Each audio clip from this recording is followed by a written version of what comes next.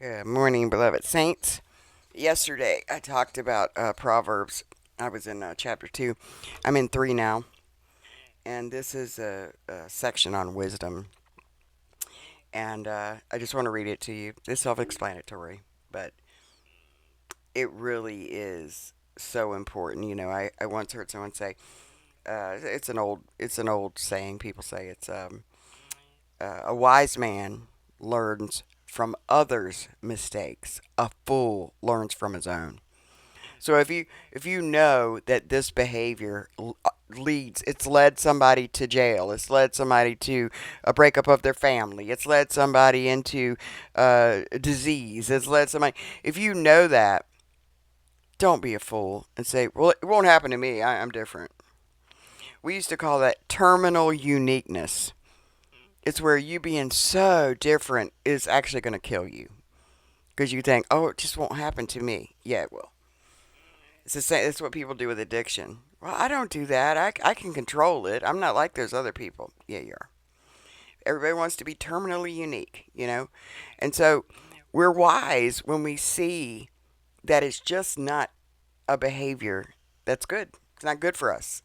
Learn from it. And so it's not just that. It'll bring you long life. You'll have better relationships. It pleases God. You walk in His blessings and honor. And I want to show you here that verse 13 says, "Happy is the man that findeth wisdom, and the man that getteth understanding. For the merchandise of it is better than the merchandise of silver, and the gain thereof than fine gold." So to know these things, to not be naive, to be aware, and to know the consequences and consider them before you do anything. You weigh these things out and you think rationally. God gave us this amazing mind. Use it. It's more valuable, and we know that just from the how many books sell on how to do stuff. People love wisdom. It's valuable. Knowledge is valuable, but wisdom is the ability to take learned knowledge and apply it. Okay, you could memorize the entirety of Scripture and not understand the daggone thing it says. You can learn biblical principles and have no wisdom to apply them in your life. Wisdom is the ability to take things that you've learned, knowledge up here, and put it into practice. So, because there's a lot of smart people, a lot of really dumb smart people. How about that? Look at all the atheist professors talking people out of their faith. Oh, they're brilliant. Okay, so the merchandise from wisdom is precious, more precious than anything you can purchase. And she is more precious than rubies. And all the things thou canst desire are not to be compared unto her. So, wisdom, nothing beats it. Talks about Solomon being the wisest man. He asked for wisdom to rule justly for God, to rule God's people. And because he wisely chose wisdom, God blessed him with fame and fortune too. Length of days is in her right hand, and in her left hand riches and honor. So if you're wise, the other stuff comes with it because you'll apply the knowledge to your life in all areas. Her ways are pleasantness, and all her paths are peace. It's wise to be honest. You don't have to remember a bunch of lies. You have peace. You can sleep. She is a tree of life to them that lay hold upon her, and happy is every one that retaineth her. The Lord by wisdom has founded the earth. By understanding hath he established the heavens. By his knowledge the depths are broken up, and the clouds drop down the dew. And it says, "My son, let not them depart from thine eyes. Keep sound wisdom and discretion." This is Solomon writing to his son. And It's self-explanatory. Yesterday's was long because I wanted to give a lot of practical examples, but I need to say no more. It's self-explanatory, and I know you guys know a lot of people with book smarts. What we'd say down, say you ain't got no common sense, ain't got no home training. Doesn't know what to do with it. Has all that knowledge, got no way to put it to use. And I'm telling you, with age it does come wisdom sometimes. But I've met older people that are just they learn nothing, and that comes from resentment and pride. You will remain emotionally young unless you grow up and allow and take responsibility.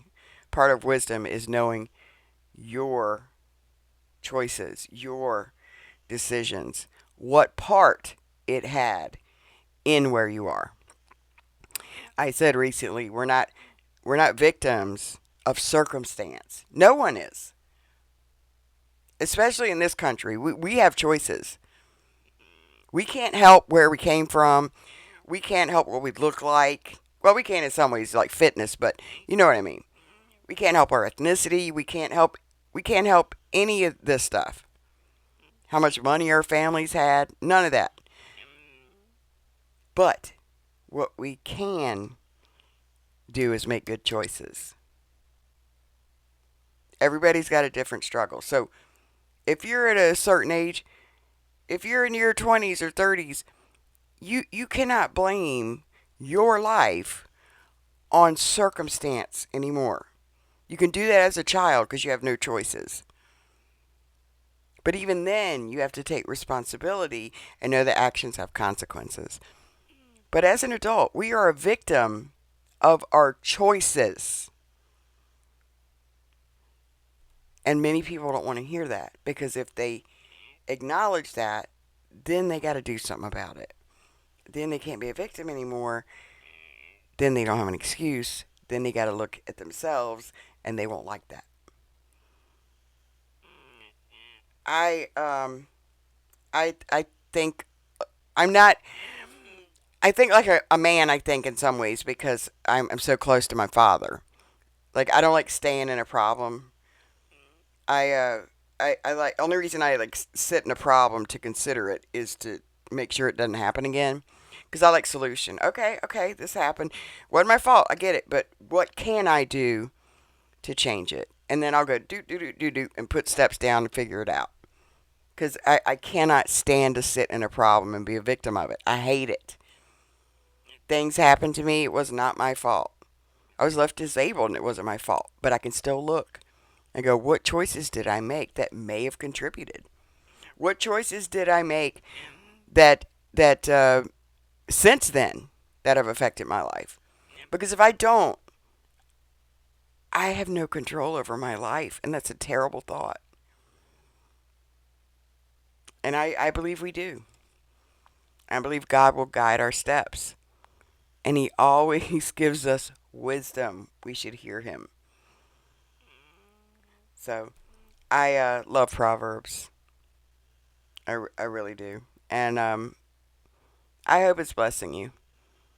I have some other stuff I want to do. I just, something came to me earlier about Abraham sending his servant to find the wife for Isaac. I just saw something in my head. So I'm going to think on that and read the scriptures and do something on it soon, probably this week. But I may be doing my throwdown on evangelism. I'm not sure.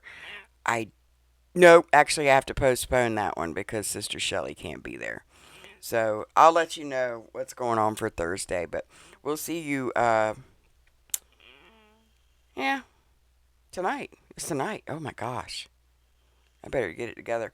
I had asked Eberly if he wanted to be a guest because he came out of the Church of Christ and he's got a good testimony. So remember him? He used to be Wretched Knucklehead. Now he's like Hype Man for the Lord or something. I don't know. He's got the silliest channel names.